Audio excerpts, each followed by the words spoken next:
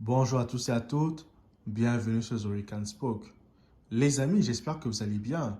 J'espère que vous avez passé une excellente soirée Ligue des Champions ce soir en compagnie de vos familles, de vos amis, de tous ceux qui aiment le foot comme vous et que vous avez profité du climat du football ce soir.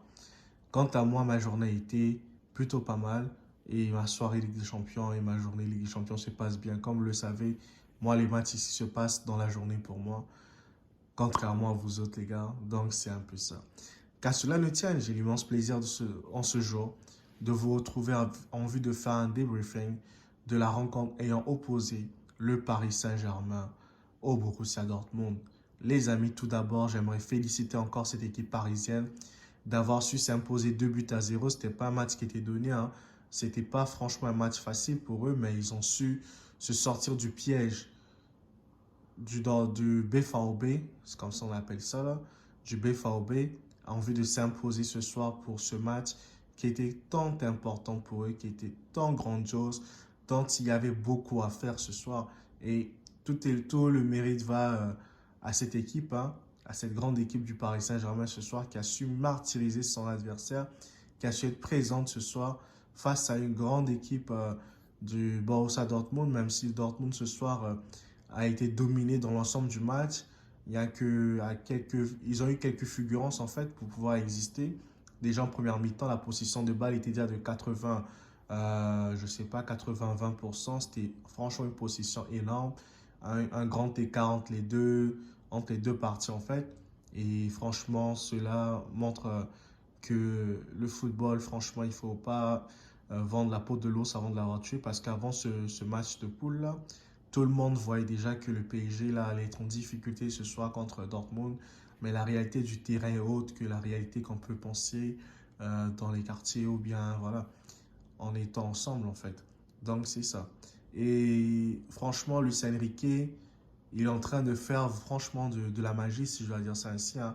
Il fait vraiment des belles choses avec son équipe. C'est juste qu'en Ligue 1, c'est encore un peu compliqué pour voir le talent de Luis Enrique, la patte Luis Enrique s'imprimer sur ses équipes, en fait, sur son équipe, c'est principalement du Paris Saint-Germain. Pourquoi? Parce que la Ligue 1, les gens sont tous regroupés, les gens jouent en défense, les gens n'attaquent pas. Or que ce match, ce soir, les matchs de haut niveau, les gars, tout le monde attaque en fait. Tout le monde joue l'attaque, tout le monde, il y a pas les calculs. Genre aujourd'hui, on a vu le Borussia Dortmund qui a fait son match, qui a été percutant, qui a été en attaque, qui a défendu, qui s'est vraiment donné, même si aujourd'hui je trouve qu'au Borussia Dortmund, un joueur comme Karim Adeyemi, j'arrive pas à comprendre comment ce type qui est vraiment brillant, qui a été bon la saison passée en Champions League, du côté de Salzburg, aujourd'hui au Borussia Dortmund, on le met comme ailier ou bien on le bride en fait. C'est-à-dire qu'on ne lui donne pas son vrai poste d'attaquant. Et ça tue sa carrière, ça tue son football. Et ça s'est ressenti. Aujourd'hui, j'ai vu Karim Adeyemi comme un joueur lambda dans cette équipe en fait. Et c'est pas normal. Parce on sait ce qu'il apporte à l'équipe habituellement. Quand il était à Salzburg, quand il était un buteur. Et aujourd'hui, avec son équipe de Dortmund, il n'a même pas été capable d'exister offensivement. Il a été pris dans toutes les sens du terme par la défense parisienne et tout. Et ça pose problème en fait. Et aussi Sébastien Haller qui n'a même pas joué. Donc je me dis que bon, au match retour, peut-être que Sébastien Haller sera présent. S'il est présent, il va poser de sérieux problèmes à la défense Marquinhos-Skriniar en fait. Parce que cette défense, elle n'a pas encore de repères. Ça se voit, Skriniar.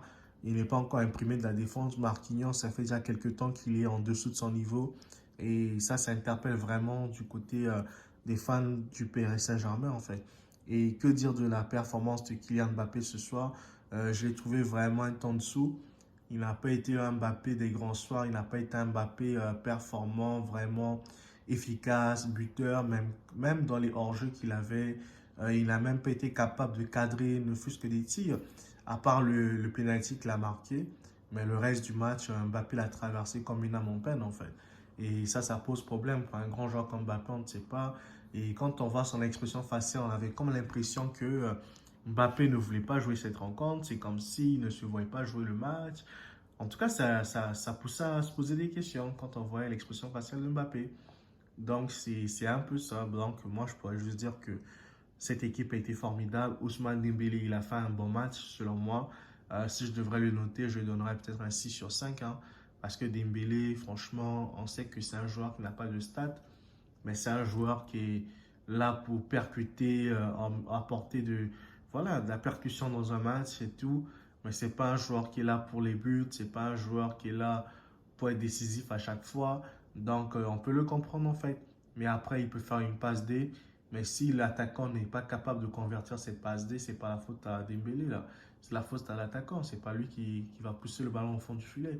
Donc, c'est un peu ça selon moi. Donc, c'est un peu ça. Et je constate ce soir pour ma part hein, que le groupe de la mort, soi-disant, le groupe de la mort, là, il n'y aura que le Paris Saint-Germain et le Borussia Dortmund qui vont pouvoir se qualifier pour les huitièmes de finale. Hein. Je ne sais pas dans quel ordre, mais je pense que Paris va être premier et Dortmund va être deuxième parce que le Milan AC ce soir a perdu Mike Maignan sur blessure.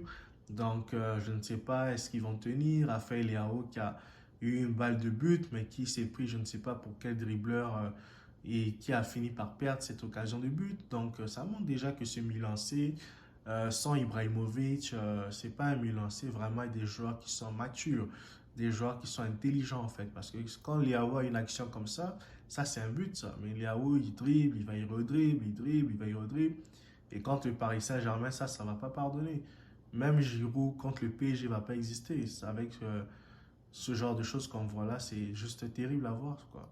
Donc, c'est un peu ça. Donc, pour ma part, les amis, la leçon de ce soir, c'est aussi le but d'Achraf Hakimi. Quel but d'Hakimi, en fait. Et quel beau match de Warren Zahir Emery. Vitinha a fait un beau match. Zahir Emery a fait un très, très bon match aussi. Achraf Hakimi, j'ai senti le Achraf Hakimi de la sélection marocaine ce soir, tellement il était omniprésent. Il était partout en même temps dans le match, dans la rencontre. Hakimi en tout cas, il s'est dépassé le jeune. Oh là là. Et le but qui marque, mon Dieu, quel beau but d'Hakimi. Hakimi a marqué un vrai, vrai beau but. Là, ça, c'est pas un but de défenseur, c'est un but d'avant-centre, mais ça ne m'étonne pas. Hakimi, c'est pas aujourd'hui qu'on le connaît. On l'a connu depuis le Paris Saint-Germain. Non, qu'est-ce que je raconte là? Désolé. Depuis le Real Madrid. Lorsqu'il était encore à Madrid sous Zidane, Hakimi était déjà performant. Il nous démontrait déjà ce qu'il avait comme qualité. Et après, au Dortmund, il a fait des grandes choses. Après, à l'Inter Milan, il a encore démontré, il a encore prouvé. Donc, Hakimi, tous ceux qui le voient jouer régulièrement en savent quelque chose. Et même avec la sélection marocaine, Hakimi, c'est un patron. C'est un grand joueur, un grand buteur. C'est un qu'au PSG qu'il était encore un peu bridé, en fait. Et ça m'a fait plaisir ce soir de le voir s'exprimer offensivement, défensivement. En tout cas, ce PSG promet franchement. Mais Ronald Colomwani, oh là là là là, moi pour ma part, ce joueur-là, j'attends encore beaucoup plus de sa part en fait. Parce que Colomwani, là là, j'ai l'impression que c'est un joueur dont on parle trop, mais qui n'est pas efficace en fait. Bon, on va lui donner des circonstances atteignantes. Hein. On va dire que il vient d'arriver au Paris Saint-Germain, il doit s'adapter à l'équipe. Et qu'une fois adapté à l'équipe, il va peut-être montrer sa potentialité. Mais pour l'instant, là, Kolo Muani ne me fait pas peur. En tout cas, je ne pense pas qu'il fasse peur à une défense quelconque. Là. Mais franchement, souhaitons-lui bonne chance pour la suite, qui doit s'imposer, il doit être performant et qui doit apporter des buts à son équipe en fait. Comme le fut Cavani dans le temps, comme le fut les grands attaquants qui sont passés au Paris Saint-Germain, Ibrahimovic et autres, l'avaient dit. Donc j'espère que Colomani va pouvoir faire des bonnes choses et pouvoir porter son équipe en fait. Et voilà. Donc pour ma part, encore félicitations à Luis Enrique et vraiment un beau match de la part du Paris Saint-Germain les amis. Quant à moi, je vous dis à très bientôt pour une nouvelle vidéo. Si vous avez aimé cette vidéo, les gars, abonnez-vous massivement, partagez, commentez autour de vous afin qu'un grand nombre de membres puissent être abonnés à notre chaîne. Moi, je vous dis merci et à très bientôt, les gars. Prenez soin de vous. Ciao, guys. Bye.